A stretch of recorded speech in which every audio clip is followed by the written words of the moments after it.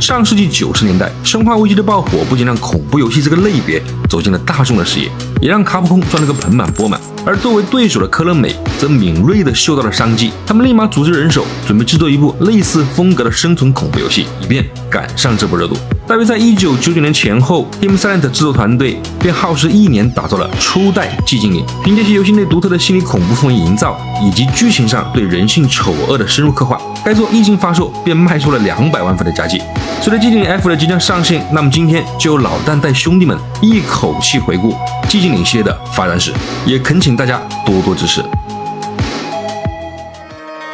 寂静岭1代的成功离不开一位核心人物，他就是被誉为寂静岭之父的外山圭一郎。正是他一手创立了核心的制作团队 Team Silent， 并打造了这部恐怖游戏界的传世经典之作。在游戏中，玩家将扮演哈利·梅森，带着女儿出门旅游时遭遇车祸，误入了一个名为寂静岭的小镇。为了寻找女儿的踪迹，我们将在这个诡异的小镇上踏上一场恐怖的冒险之旅。尽管在玩法上参考了《生化危机》主打资源管理的内核，但开发团队凭借其表里世界的独特设计以及充满宗教气息的叙事风格，为玩家们带来了全然不同于《生化危机》系列的惊悚体验。而那些漫步在寂静岭里的浓雾，原本只是为了掩盖游戏内糟糕的远景效果，却也误打误撞地烘托出了这个小镇神秘而阴森的氛围，成为了该系列的一大特征。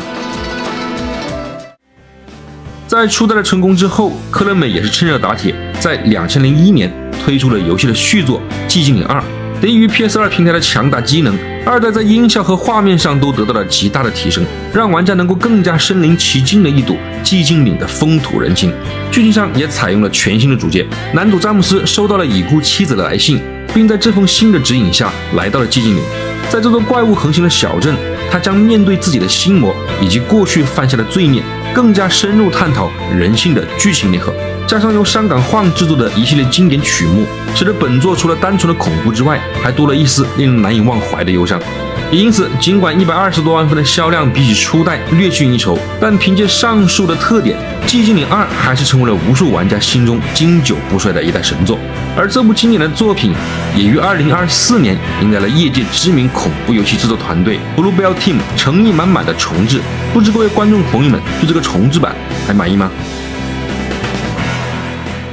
？2003年，《寂静岭3》问世。本作的主角希瑟原本是初代主角哈利在游戏结尾从寂静岭救出来的孩子，他在某种神秘力量的召唤下来到了寂静岭，在这里一边躲避各种凶猛的怪物，一边揭开自己的身世之谜。虽然剧情深度不如2代，玩法较比之前的作品也没有太多的改进，但3代在恐怖氛围的营造上更进一步，场景中加入了更多诸如血浆、锈迹等令人不安的要素，让玩家们光是走在地图中都会感受到强烈的窒息感。优秀的恐怖氛围营造还是让他拿下了300万份销量的成绩。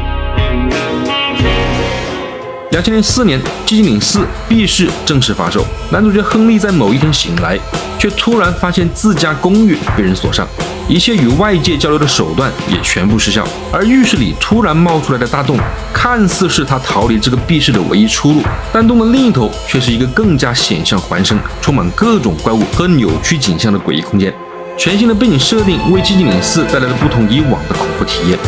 亨利的房间也作为玩家的安全屋，为游戏提供了玩法上的拓展。但相对的，由于剧情中几乎没有实质出现寂静岭这个小镇，加上角色的操作和手感依然十分僵硬，游玩体验也很难称得上是特别有趣。所以这一切都让寂静岭成为了整个系列最具争议的作品之一，总销量仅只有不到70万份。而在游戏发售不久后， Team Silent 也被科乐美解散，寂静岭4也成为了他们留下的绝唱。2008年，《寂静岭归乡》于 PS3 平台发售。本作由科乐美外包给欧美公司 Double Helix 开发。男主角艾利克斯退伍回到家乡寻找自己失踪的弟弟，但老家却早已不是他熟悉的模样。在这座充斥着怪物和迷雾的小镇，艾利克斯要寻找的不仅是自己的弟弟，还有失去的记忆。虽然登陆次世代主机使得画面水平再次提升，游戏的玩法和操控手感也终于更贴近市面上的主流作品，但玩家和媒体普遍认为《归乡》在恐怖氛围的营造上失去了寂静岭系列独有的韵味，游戏的剧情也只能算是中规中矩，没有什么创新可言。因此，本作的口碑并不理想，销量也才将84万份。2012年，寂静岭暴雨登陆 PS3 平台。和故乡一样，本作同样外包给了一家欧美公司 Varvia Games 进行开发。男主角墨菲是一名囚犯，在转移至其他监狱的途中发生了交通事故，误打误撞的来到了寂静岭。本作在玩法上做出了较大的改动，游戏中会时常下雨，而怪物们就会在雨中现身，玩家可以选择主动应战，或是寻找藏身处等待大雨的结束。但游戏首发时糟糕的性能表现，加上乏善可陈的怪物设计，使得暴雨成为了整个寂静岭系列评价最低的一部作品，销量也仅仅只有79万份。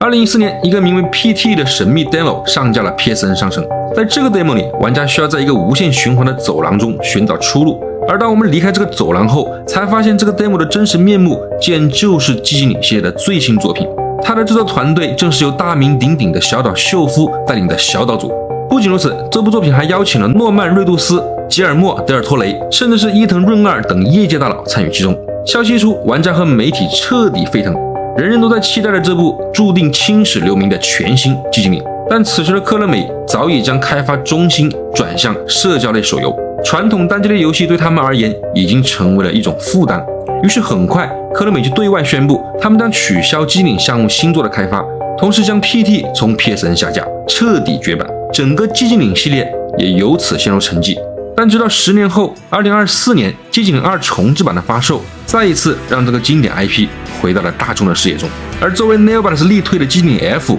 也是这个系列复活后的第一个完全新作。不知道屏幕前的您是否会期待这部全新的寂静岭呢？本期视频由于篇幅原因，一些外传性质的作品没有详细介绍，也欢迎观众朋友们在弹幕和评论区进行补充。那如果你也想了解更多游戏发展史的话，记得点关注不迷路。我是老蛋，我们下期不见不散，拜拜。